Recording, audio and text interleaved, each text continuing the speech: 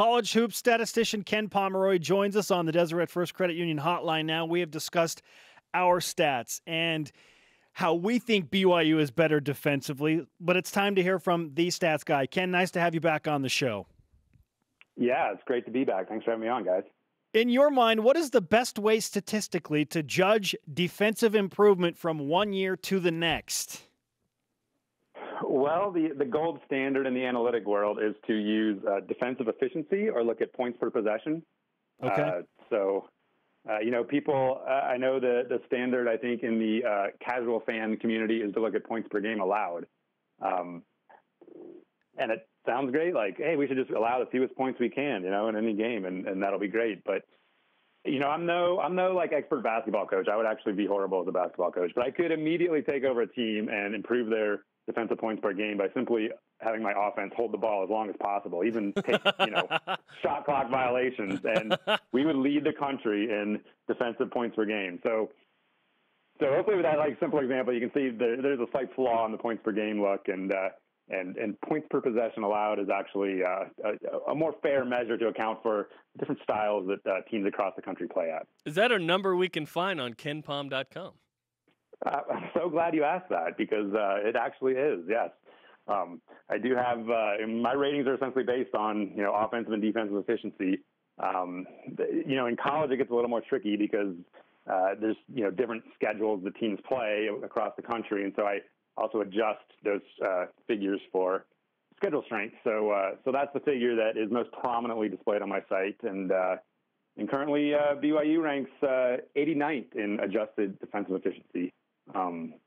Last year they ranked 87th. Yeah, that's what we were laughing at, Ken, because the perception is that BYU's way better defensively.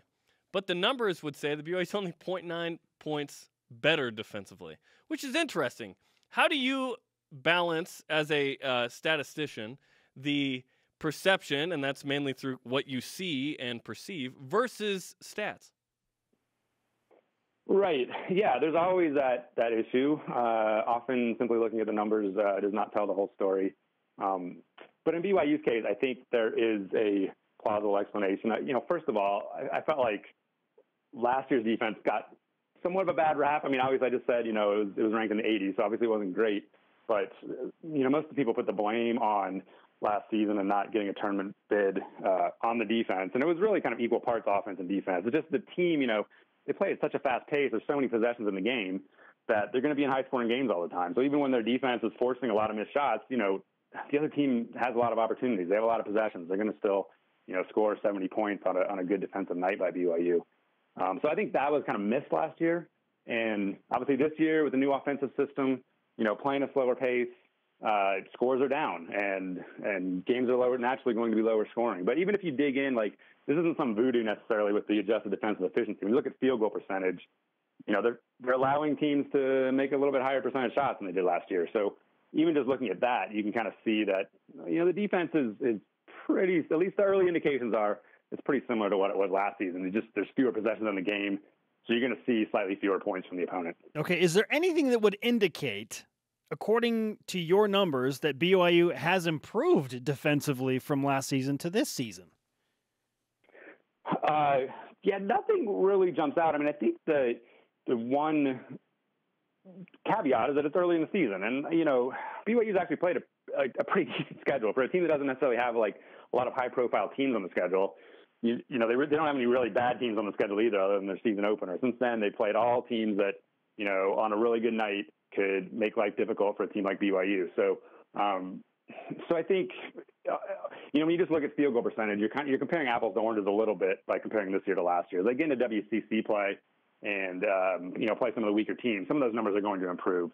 So I think there is the potential for some improvement based on that. But I mean, right now, yeah, I think if I'm in the coaching staff, I'm definitely not feeling great about the way the defense is playing. I feel like there has to be some improvement certainly for this team to make the tournament. You mentioned the perception, of how BYU's played through 10 games and whatnot. It's interesting because BYU's 8 wins, 1 against a team with a winning record. BYU can't control if those teams have a winning record or not. Yet, like you said, not big names, but Princeton and Arlington and Niagara and Alabama and UMass is a nice name. They're not actually that good. But now Utah, it's actually a decent schedule. Unfortunately, those teams maybe haven't won as much as BYU hoped in the other BYU non-conference games. What's your perception of BYU through 10? Yeah, I mean that's a fair statement.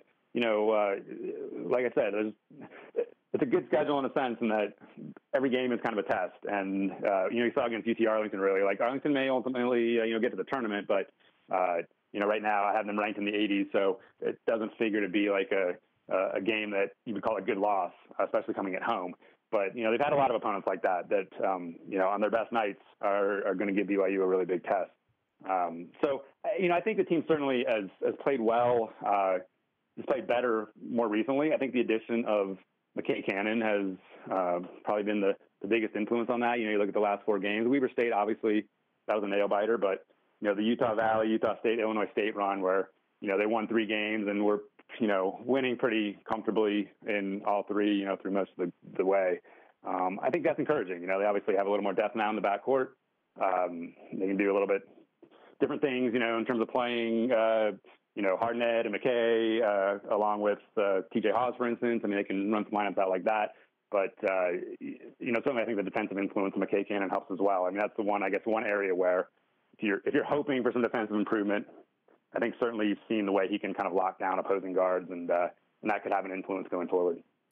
Ken Pomeroy, stats guru, ESPN contributor, Sports Illustrated as well. Ken, my perception, other than defense, is that BYU has been good in the clutch. They have made big plays down the stretch. They did some good things against UMass back east to erase a 10-point deficit, come back and win that game. In the NBA, there is a clutch factor. Do you have a clutch factor that you can calculate anywhere in your numbers? Not exactly.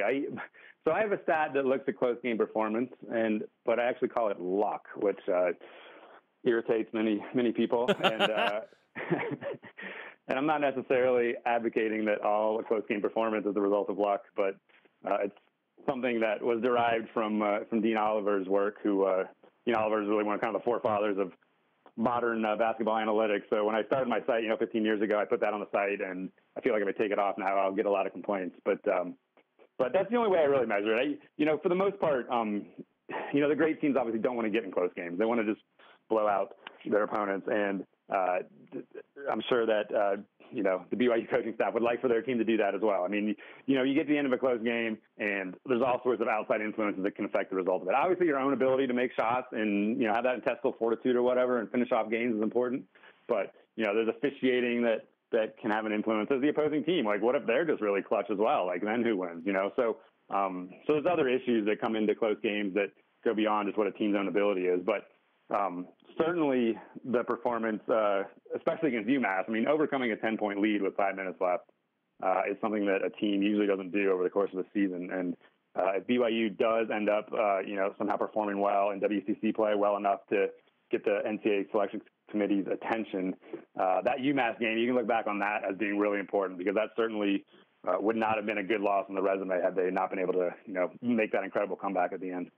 You categorize some games, an A matchup or a B matchup. What goes into the categorization of games, BYU versus Utah, as a B matchup? Yeah, good question.